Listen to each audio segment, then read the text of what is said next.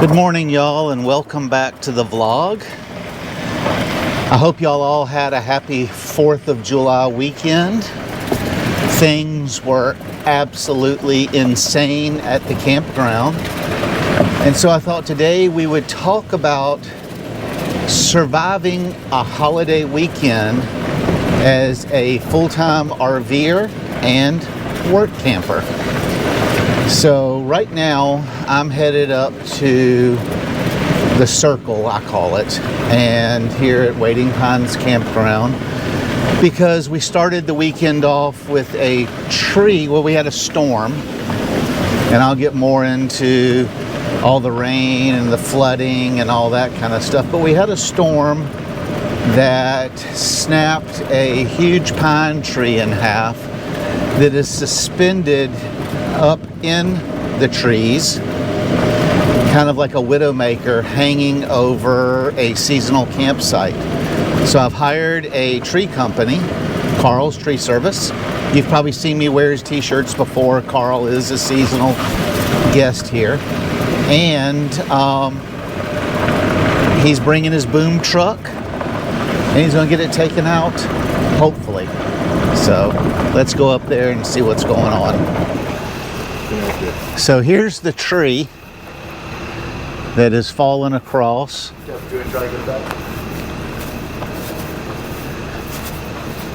And the people here, they had a big tent here.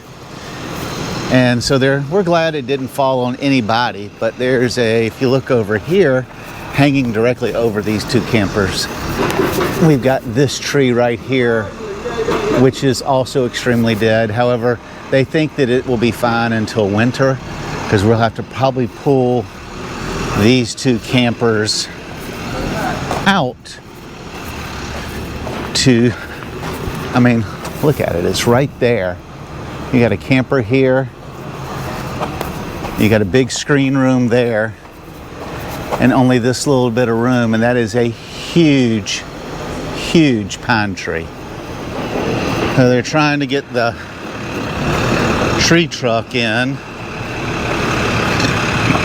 And I think this is a rental truck because it doesn't say Carl's Tree Service on it. That, or he's just bought it and hadn't changed his emblems.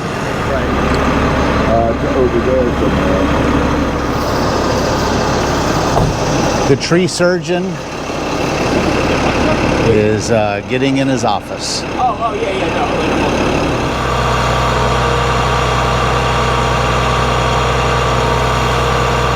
Looks like he's clearing away limbs to get to the actual suspect tree.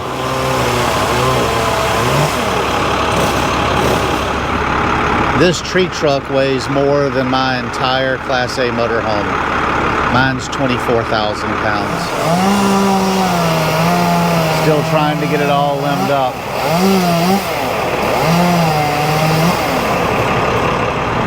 Coming up with a game plan, really big tree and tight spaces.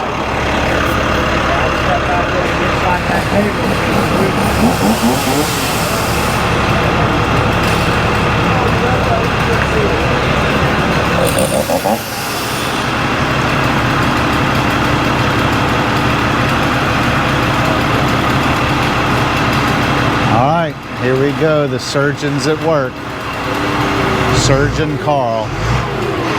I don't like how the boom is all tied up in the safety lines, but I'm not a tree guy. I am a campground guy.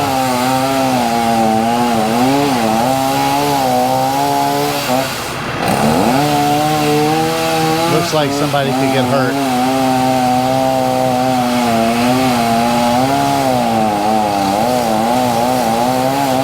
Cutting it like butter.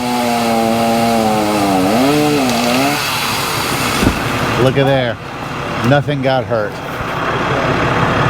Good job, Carl. Yeah, 100%. Yep. Yeah. Yep. Just like that.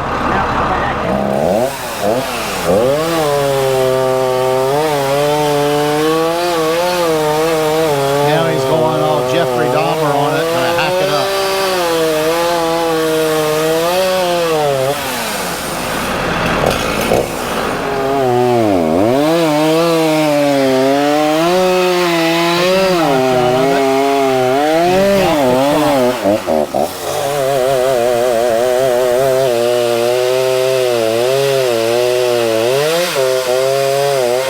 the notch out the front. Down.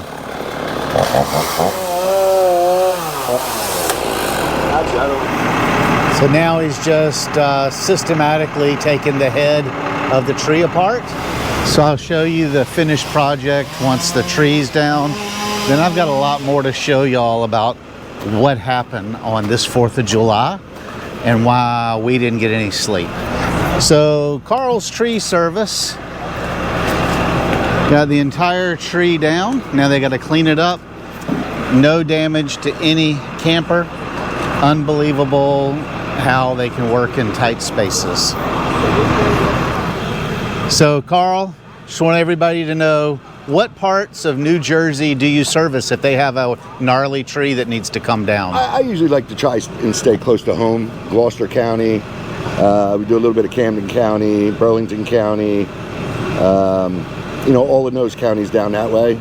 Okay. Yeah, just stay close. So if you need expert tree work, call Carl's Tree Service. Phone number's right there. Couldn't see it from the ripples in his chest. They're trying to figure out if this thing is safe to take down during the season or if we need to get that gazebo out. Yeah, so we had a pretty good storm blow up right before the 4th of July. And luckily that tree was hung up good, that we weren't having to do anything and disrupt our 4th of July festivities because all our sites were rented. We did have to cancel somebody because of flooding. We'll talk about that later. Let's go look at the catastrophe we call the swimming pool. So here we are in the pool house. Pool house is quiet because the pumps aren't running.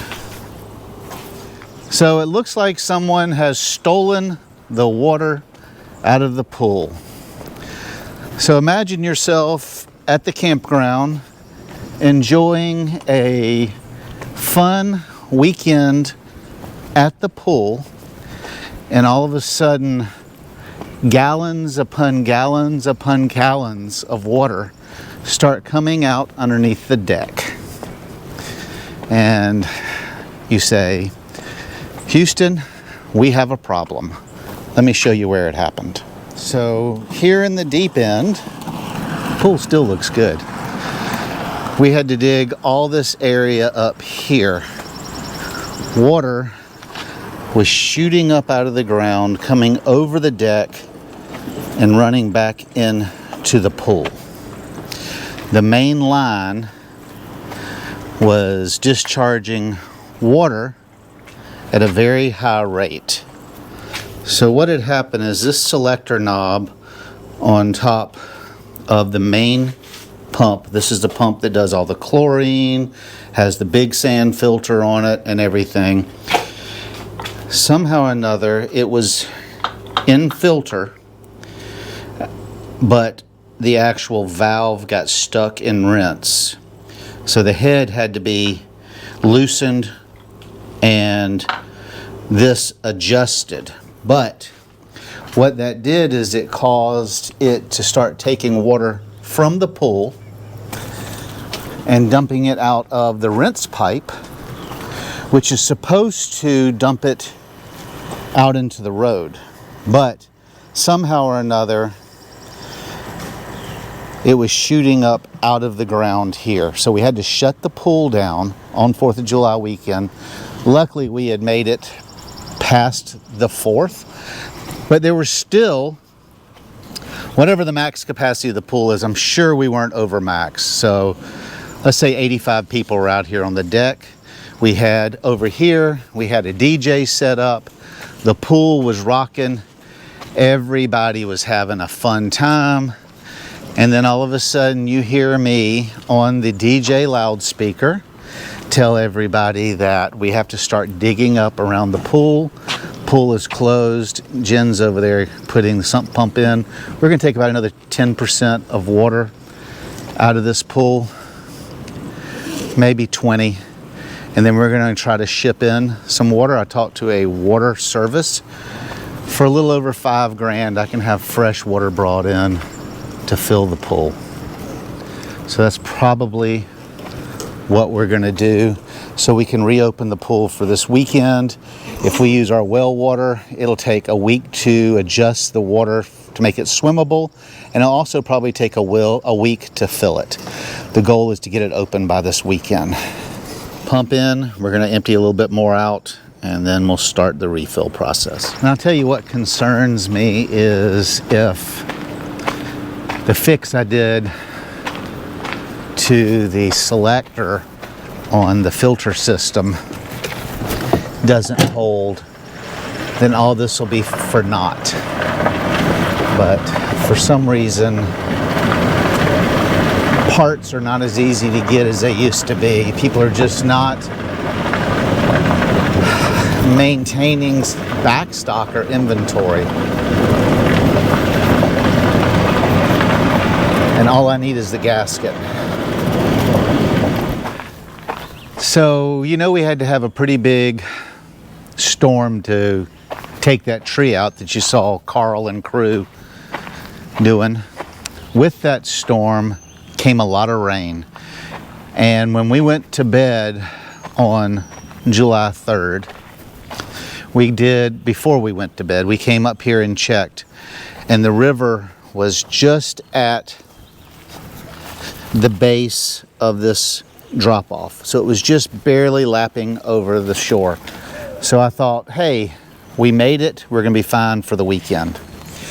What I did not know, because I'm not from the area, is that I knew we were surrounded by cranberry bogs, but I did not realize that when they're prematurely flooded, and they're not ready for them to be flooded, that Ocean Spray and the other farmers around here will open the gates to the bogs and put it in the river. So that's exactly what happened. So if you look at this site right here, this is a tent site. We also can put a pop-up on it, site 242. So if you have a pop-up, you bring it in at this angle and you stick it right back here, and then you've got all this beautiful river view right there. Well, when we came down here on the morning of the 4th, now we had 51 arrivals. The water was all the way up, there's the stanchion, was all the way up to here. Cresting all the way out here, and then coming through this and back down towards the river. So this site was completely flooded out. We had to cancel. No, I'm sorry, I'm on the wrong site. This site, 243. This whole thing right here was flooded out. That stanchion was underwater, and the water was up to the post right in front of it. And then the water came. This stanchion was in the water like I showed you, and then it came right back down towards that tree. So these sites were half their size.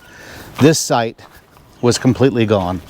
You back your pop-up right through here and you camp there, or you put a tent. All of these sites over here, water was all the way up to the stanchion, so we had the campers way out to the road over this way and not using a good part of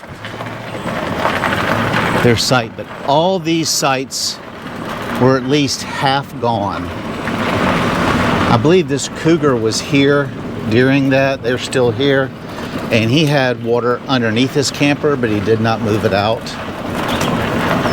All this area behind the 250s, coming from God's Free Bridge, all this back here, all the lowland was flooded.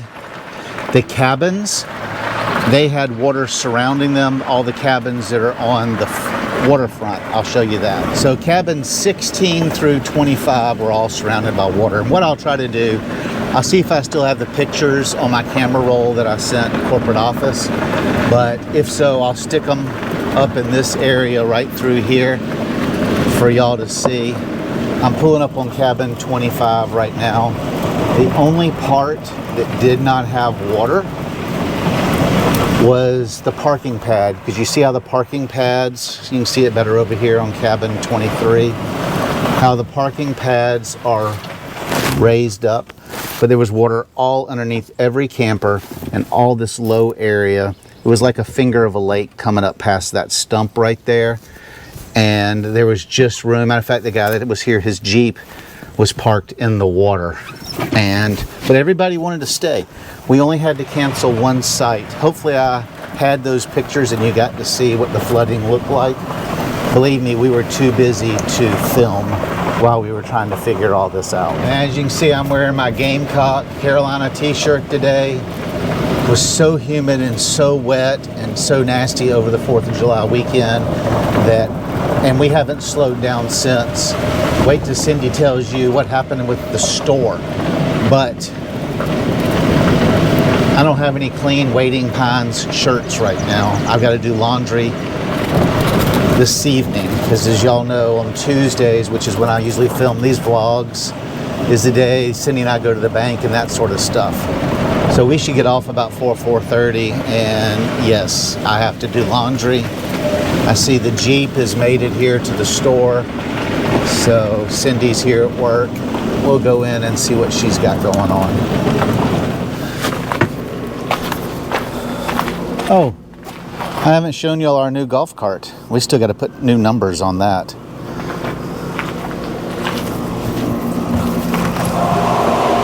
Oh, the air conditioning feels so good.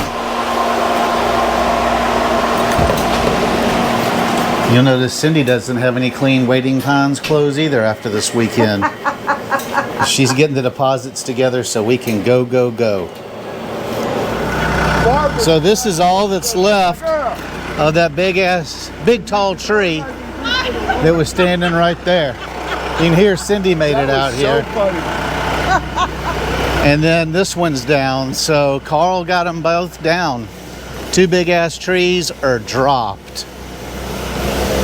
It's absolutely amazing. No damage to the campers, no damage to anything. So Cindy and I are headed to Hamilton, and we've got all the internet keyboard warriors that like to make comments, and there's been comments about me holding the camera while driving, about a safety issue. So both my hands are visible. The camera is mounted to the dash. And when did you do that? You don't do that very often. On our last video. Remember the video before I pulled off and we talked at the overlook? And last video, because it was raining and I was in a hurry, I held it, and so there we are. So Cindy, I've told them about our wonderful July 4th, and it was really event-free with the guest. Okay, it was a nice holiday. Yeah. So I went over to the pool. We didn't have, I mean, I know it sounds, when you put it on pen and paper, it sounds chaotic and crazy. Yep. All I've told them about so far is the pool going down and having to dig a big hole and empty everybody from the pool deck. I talked about the tree falling and showed them taking out the one tree that was up there, and then we talked about the flooding that occurred. And then what I wanted you to talk about was on your birthday, July 5th, we woke up. I woke Cindy up at 6 o'clock and I said, "Good morning, happy birthday." And she's like, "Why are you messing with me at 6 o'clock in the morning? It's my birthday, I get to sleep in." I said, "There's no internet, no cell phone service, no regular service anywhere in the area. And you need to go see Miss Bernadette, and y'all need to formulate a plan how we're going to finish the 4th of July weekend without the ability to make reservations, check people in, and ring stuff up," which we got lucky on that. So yes, we did. Cindy, what happened and what all did you have to do? Okay, so usually if you don't have any internet, you usually have cell phone signal. And so in the past, we've just been able to grab hotspots or use our phones as hotspots, or just do the reservation system on our phones. Right. And I say that like I know what I'm talking about. I don't do anything in the office. but when you don't have any cell service either, that's a whole nother ball game. So we found out that we have two options. We use a Clover point of sale system, and our big things are, every time you go to a new state, is what's taxed, what's not taxed, and how much tax is there on, you know, groceries or apparel or whatever. So that was our biggest concern. Well, we have the Clover system. Our Clover system has a SIM card in it, so it stores information. So the Clover system had saved all the items, their prices, and their tax amount. So we were able to use the Clover system and do cash transactions seamlessly. No problems. Yes. Now, we were told that the Clover system has an option which our campground could use to where you could run a credit card and it could transmit and do the credit card later, but when you run it, you don't know if it's any good or Correct. Or if how much it will hold before the memory's full. Well, and then yeah, we don't know that either. we don't know what we don't know. So you could run a credit card transaction, but the credit card transaction would have just been sitting there in a holding pattern. It wouldn't have actually processed all the way through. Right. So, like Alex said, you wouldn't have known whether the credit card was declined or anything else. I wasn't feeling 100% comfortable with that idea of letting merchandise go out the store, not knowing whether the credit card transactions were good and it gone all the way through. Because we have a lot of guests that are not seasonal. Our seasonal guests, you know, we would just go knock on their door. Packed for the weekend. But I mean, these are people that aren't normally at our campground that we don't know. well, and trying to track people down after the fact is a big pain. I think if it would have just been the seasonals, we would have been fine. Yeah, we were, you know, just trying to keep complications down to a minimum. We did, for some of the seasonals, do guest fees and stuff like that. We did a spreadsheet, documented it, keyed them in later to charge to their cards that we have on file. But yeah, I mean, we figured it out, we made it work, But the big thing was not so much Clover, was the new book reservation system. So it's all stored in the cloud. right, So we couldn't access any of it. Luckily, the night before we print arrivals and departures. So Friday, So Saturday. on the 5th, we knew who was coming and going.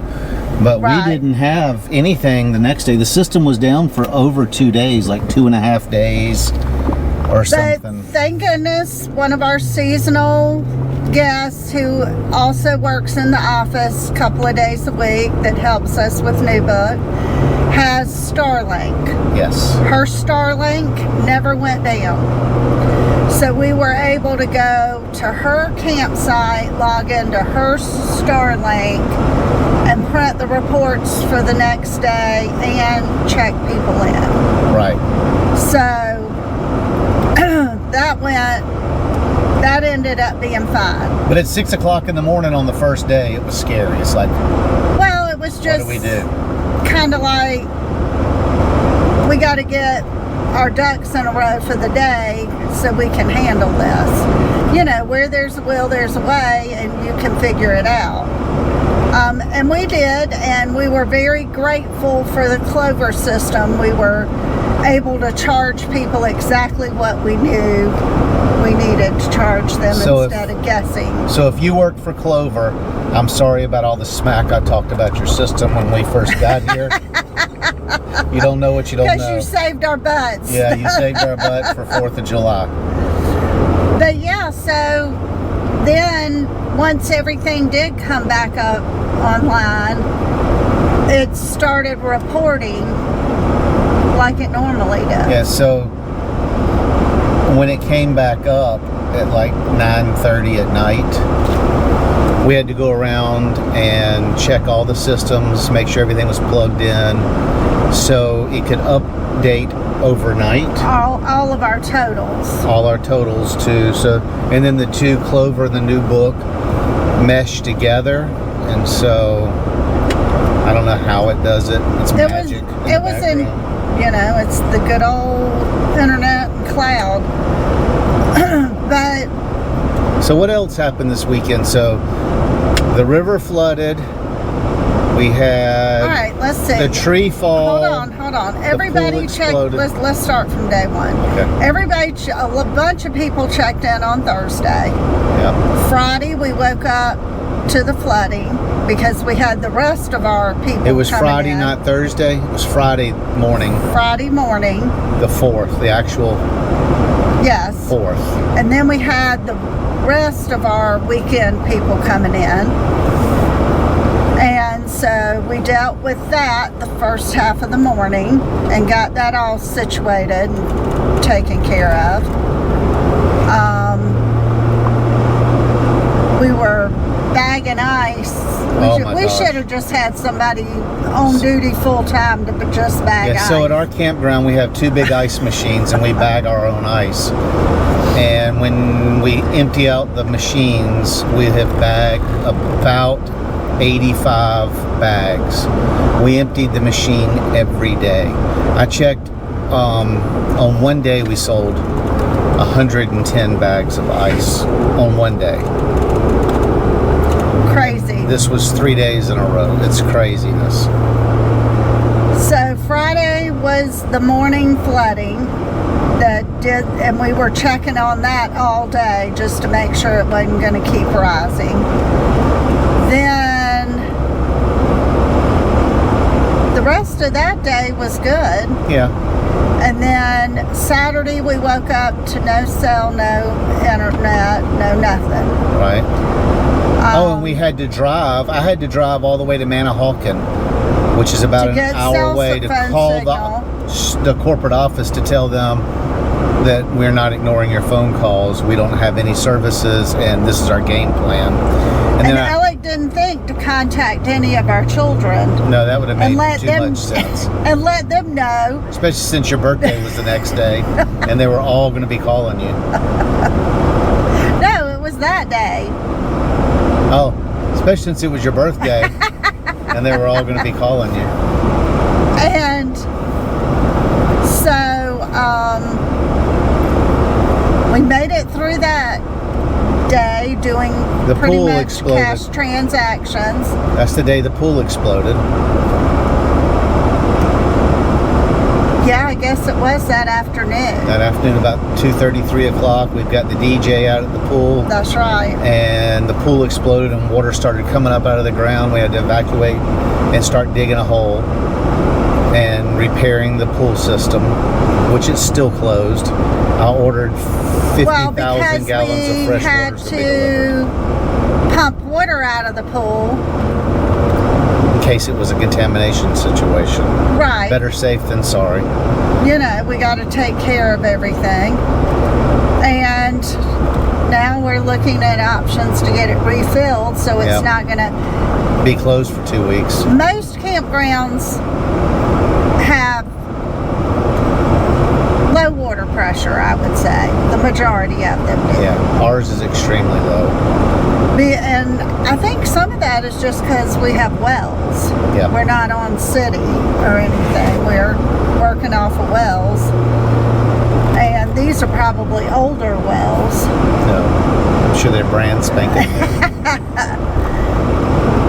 So when you're filling the pool, it takes all the water pressure From the campground.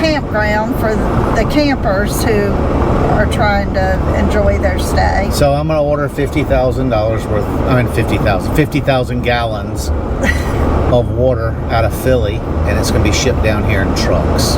10 trucks. So that we can get the pool filled quicker, so that we can Enhance the guest guests experience. can enjoy their stay, because it's extremely hot and people are extremely upset that the pool's closed. So we're probably forgetting a lot, but as you can tell, it was What else 4 happened? It days seems like something else of happened. 12-hour shifts. We had a band. Icy Had a bunch machine of drunk broke. people. No, it didn't break. It was just our rec hall is really hot. Yeah. That we had to push it to the. Oh, we had the kid with the motorcycle thing jumping the yeah. sand dunes. We had to chase him all over the campground. Oh, and we had the guy that was supposed to leave, Oh my goodness! The next morning. happened on Monday. and he was so drunk he couldn't even. He was passed I out. can't believe he made it to the office to book another night. And then so he was taking up 2 spots, and he was passed out. We couldn't get him to move his vehicle, so then we had new guests coming in who've been camping in that one spot forever. They were very upset, Very, very, and very. we had to move them and figure out room. I think between not being able to be in their spot and the pool being and the pool closed. being closed, we ruined their vacation, just so you know. So anyway, we're gonna go to the bank, and then we're gonna go get something to eat. We'll bring you along. We're gonna try to find a new restaurant, hopefully better than that Mexican restaurant we found last week over in Little Egg Harbor. Okay. The food just wasn't spicy enough Yeah, for it wasn't you. good. And then, so we'll bring you back when we do all that.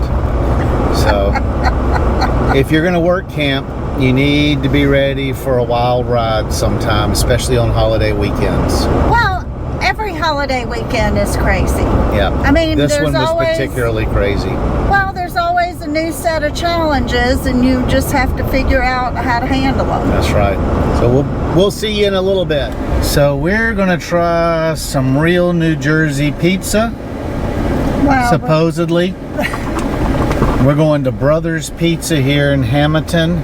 We're actually going to meet, we had one of our employees get injured and had to have rotator cuff surgery, and he lives down here in Hamilton.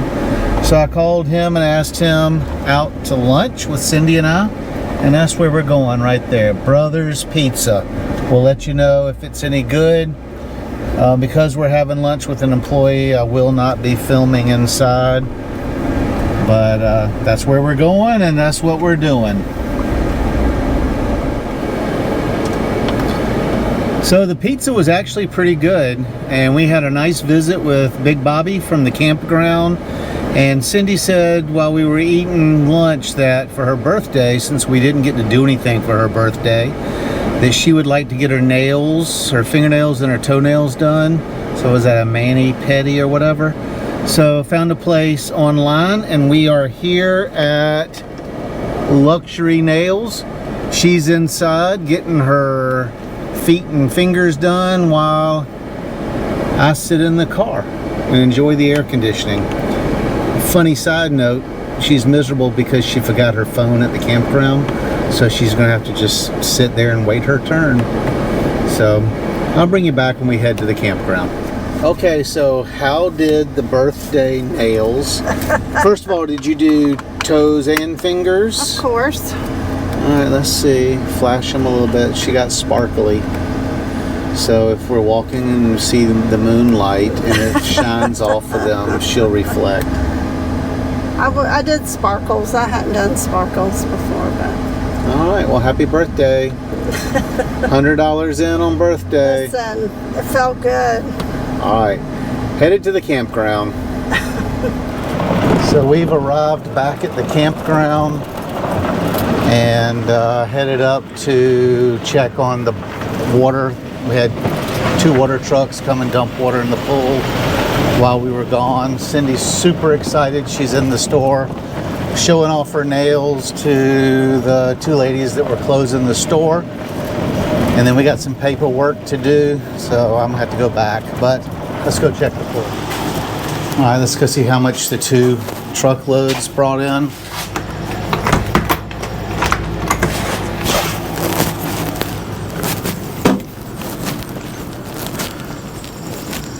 Water's starting to get a green tint to it because the pump has not been running for a few days. Should clean up pretty quick. So it was between the bottom step and the second step. So 2 truckloads brought it up a full step. So 5 more truckloads, I bet, will do it. So that'll be a total of 7. I thought it would take 10. So that's 35,000 gallons. So we emptied about half the pool. Still think it looks pretty good considering it hasn't been running for a few days. So I talked to the water shipper just now on the phone, and I was wrong. Each truck is 6,000 gallons, so he's dropped 12,000 gallons in the pool. So I'm thinking we're probably gonna need another 18, which will put us at 30,000. So I didn't quite get half the water out, so hopefully we got enough of the CYA out. And they did come and test the pool. I was gone for any type of bacteria, so we'll see what happens. My nightly run around the campground. Pair of shorts here, size 12. Won't fit Cindy or me, but kind of makes you wonder what's happening, what happens down at the river when I'm not here. Normally, Cindy and I do a big closing scene together in our videos, and however, we just got a pretty devastating phone call that a very good friend of ours has passed away. We're gonna go make some phone calls and check on his wife